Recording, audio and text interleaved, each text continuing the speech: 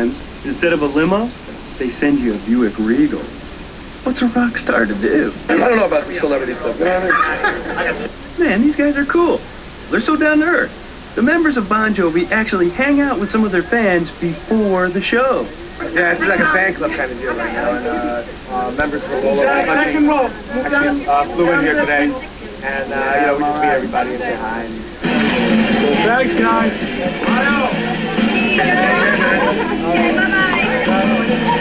See you guys. Let's go. Thank you. Nice to the camera today. Thank you.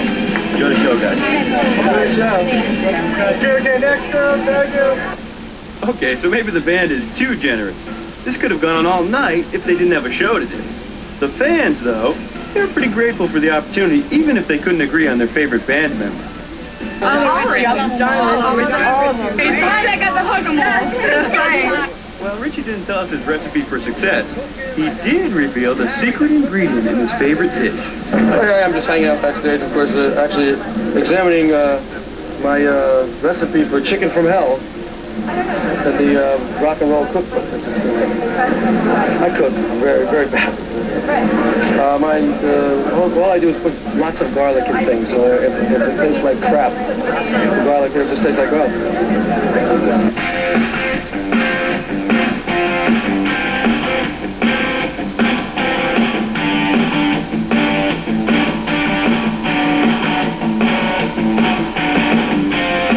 But even backstage, Chef Sambora couldn't escape the demands of fans. Backstage at Rock Show. Pretty damn exciting, huh? The real excitement came on stage, where Richie and the guys were fired up for their North American tour.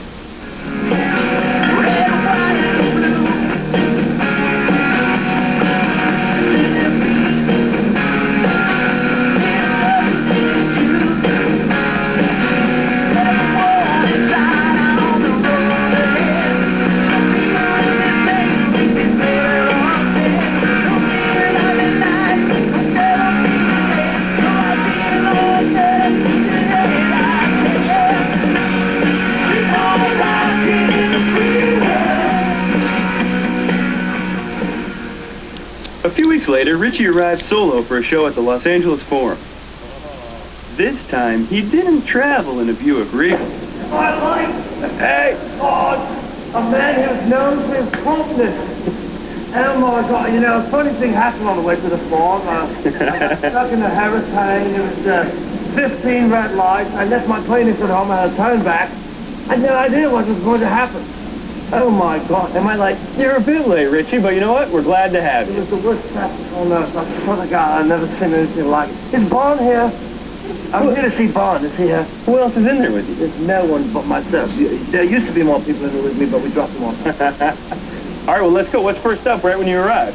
Well, I don't know. I some sound check, maybe. Here, there, and everywhere, it says. What? That's like a nifty way of saying all access. You see this? Do you have your pass? No, I don't have that. Thank you. You just kidding?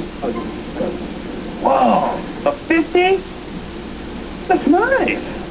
Now, be honest with me. Are you nervous right now? No. Not even at all. No, I'm excited. Just kind of follow you around. My pleasure. Actually, you know, I need to go to the bathroom really bad. I've been having to clean up about 2 hours. Hey, Stacey, where's the restroom? I'm with the band. All right, Richie's got to go to the bathroom. We got to take a little break. We'll be right back. As soon as he's done, we'll be back. This happens, you know. Don't go away. When we come back, fans are having a ball.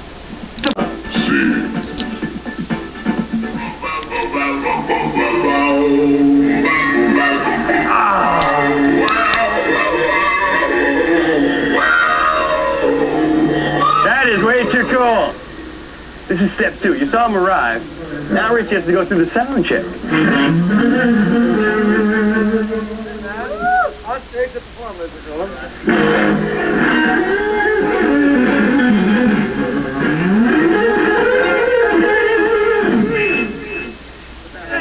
You can feel it pushing on your back.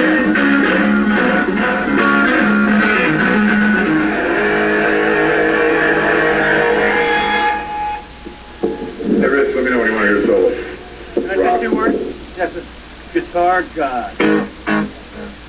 The You, not me. Hey, go ahead, man. Go ahead. Like this one. Go ahead. Yeah, a little pitch. Go ahead, man. Do it, man.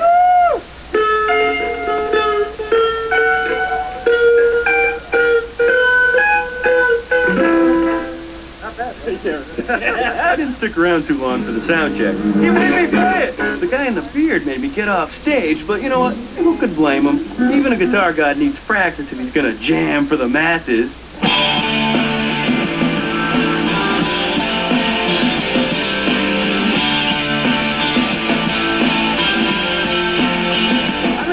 People here. It is unbelievable. These guys are so well received. They love them all. They love John. They love Richie. They love everybody. But I want to find out from these guys what it is they like about him. He's just like the all-American man right now. The blues man himself, Richie. Richie. You girls got some great seats. Show these seats. Yeah, he's going to be right there. Listen, this row. Yeah. You guys shy at all? All right, let's talk about this band a little bit, all right? Okay, let's do that. Now, what is it you like so much about them? Go ahead, you can give me the spokesperson. They sing the things that we think, the things that we feel they're talking about. They're singing them, and they look great. Yeah, how about this? Great. What about sex appeal? Is that what we're talking about? Yeah. All right, you know what we did? The presence is there. We talked to Richie about sex appeal and about fans. I think you might be excited. Want to take a listen to this? Yeah. All right, just watch. Stare right into the lens like magic. Sounds more like a responsibility than an honor, I think. Well, you're the world's sexiest rock and roll guy. Fantastic. Can't wait. Well, at least one person thinks he's sexy. Wife Heather Locklear, who Richie married in December of 1994. The leading lady of Melrose Place knows a thing or two about being sexy herself.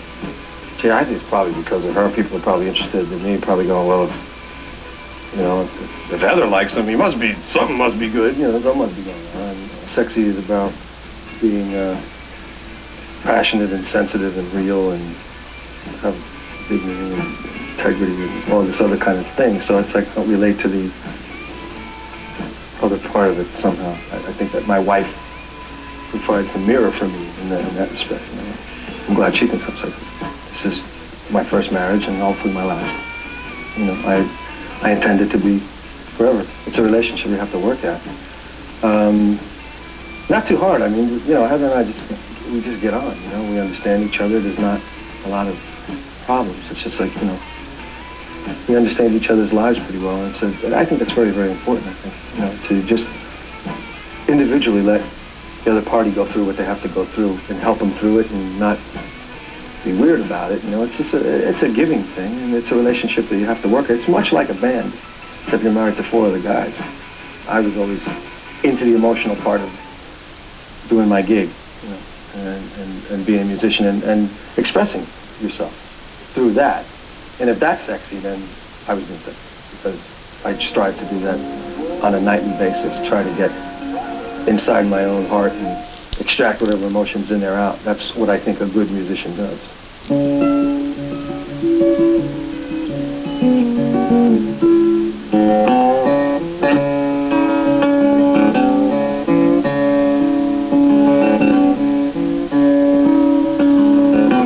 I guess for me as an artist, it comes from, if you write a song and it hits somebody in the heart you relate to, like the artist that I love when I was growing up, and these people helped me through many different times in my life and stuff like that.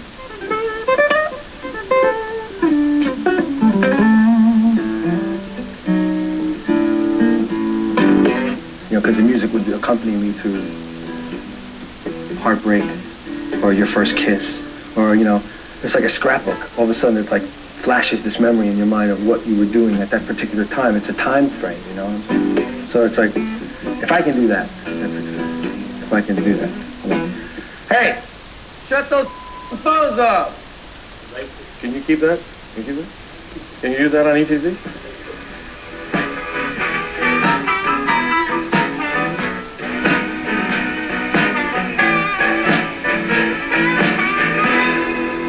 All right, This is a little concert ritual, and I thought it might be fun, because if you look around, there are no beach balls going. It's a bit early. I thought I'd be the guy to kind of get the ball going, if you know what I mean. Now, see, that thing will go for hours now. I've started a vicious chain. That ball will just keep on going, even through this whole break. But we'll be back, and the ball will still be going when we come back, I promise. Coming up, we've got the best seat in the house for the big show. But first, the guitar god contemplates life as a mere mortal. Would you have done anything differently? Seriously, if you had known that at this stage you would have been so successful? I would have been a hooker.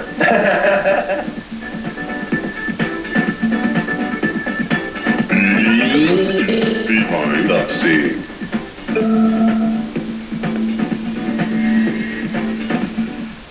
Step out of the cold. Excuse me, can I ask why you're taking the beach ball away? I need to show my supervisor if we're going to have that many in here. Behind the scene. We are back.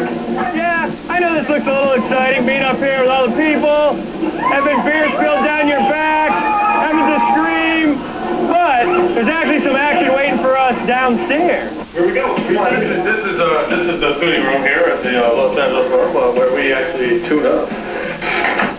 So this is where we get ready for the gig, you know. Basically, before the gig, I usually turn this on here, and this usually gives me a little blues power. You know, yeah. Little Steve Ray, a little inspiration. You know, I got a little Albert King and Jeff Beck and Jim Page or Clapton. Now, you saw me jam out there. I mean, how was that? It was bad, man. I was digging it. I said to myself, this boy's the Messiah. They give me a hard time because I didn't just... Yeah, man, you should have just hit that power chord, man, and just went off, you know. Now, should we... I almost feel like we're here. You have a guitar there and a keyboard over here. I almost feel like we should jam or something. Oh, let's wait until later. Let's talk a bit fast. He's a bit afraid about musical talent. Oh. I just want to show you this. Check this out. Okay, play a little Mozart for you.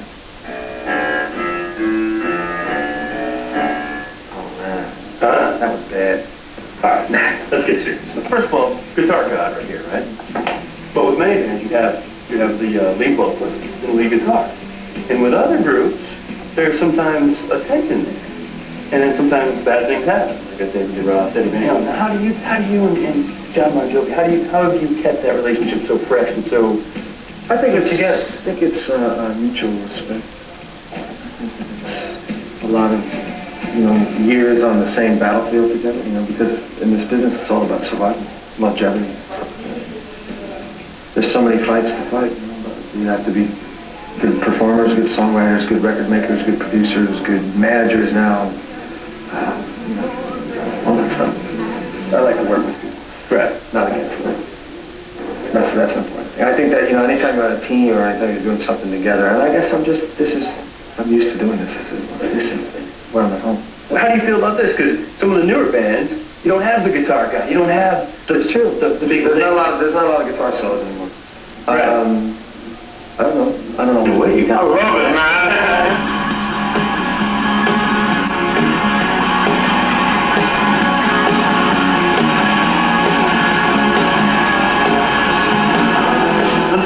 Now, your new album is Mega Platinum! It's multi-platinum, right? Multi. Now, let's break this down. First of all, and this might sound stupid to some people, but some people are probably happy I'm asking. Right! What does platinum mean? Obviously, $1 million. $1 million. Yes. In this country, maybe. In other countries, it doesn't. Music it's a great thing when you can go halfway around the world. This tour has taken us through 42 countries now. And we wrote a song like in our living room that touched somebody in India, or touched somebody on the other side of the world in Japan, or through Europe and stuff like that. It's quite exciting. You sit there and you go, wow. Music is such a communicative form of language. People that their language looks like two squiggly lines, and the Prince's name and actually, they're singing in words in American. It's pretty cool that a bunch of guys from New Jersey could end up in other countries, and it's astounding, actually. I pitch myself up there. Want me to help you guys? Sure. Yeah, just some actual. All right.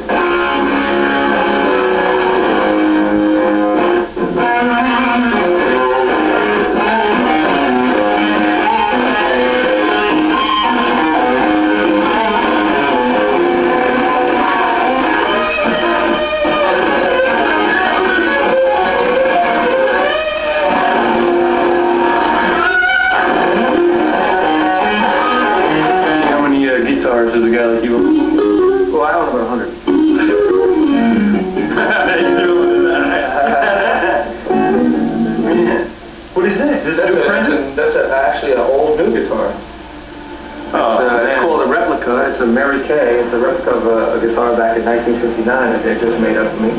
By the Fender Custom Shop. Man, I don't know what to say. That's so nice of you. I don't even... You ain't getting that, man. I'm trying to summon you. So what happens now? Now you go to the dressing room? Is this what you're wearing? Yeah, this one. No, actually, I'll just probably change my pants, actually. I go kind of casually. Little sequins? No. You know, those old days when you look at the pictures of what we looked like before. What was I thinking?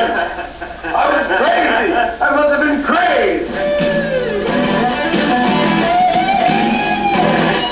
Would you have done anything differently? Seriously, if you had known that at this stage you would have been so successful. I would have been a hooker. Well, I don't know about hookers, but they say that bluesmen sell their souls. After the break, we'll see if that's true. It's gonna be a big barbecue here tonight with you bushwhackers. So get ready. Everybody's mighty proud of young Richie. That's right. He done good for himself. Thank you, son.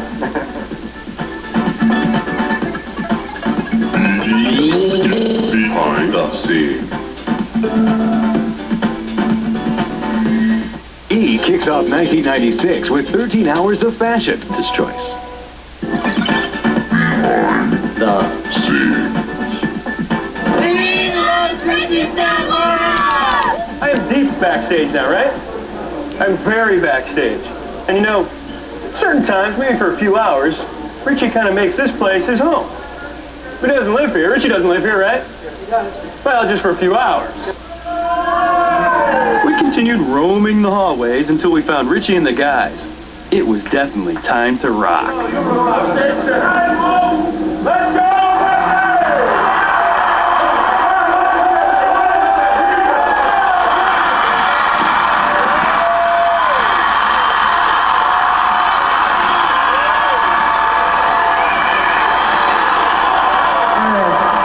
For the next 2.5 hours, just place your hand in line, baby. We're going to take you all the way around the world and back again, okay?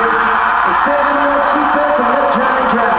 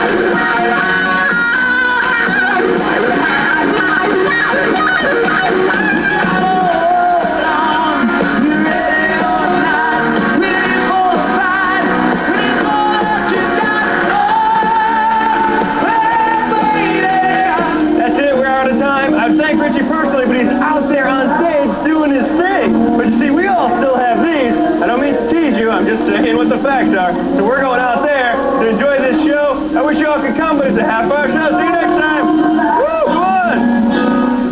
And the child playing, leave the song, we giving out the playground.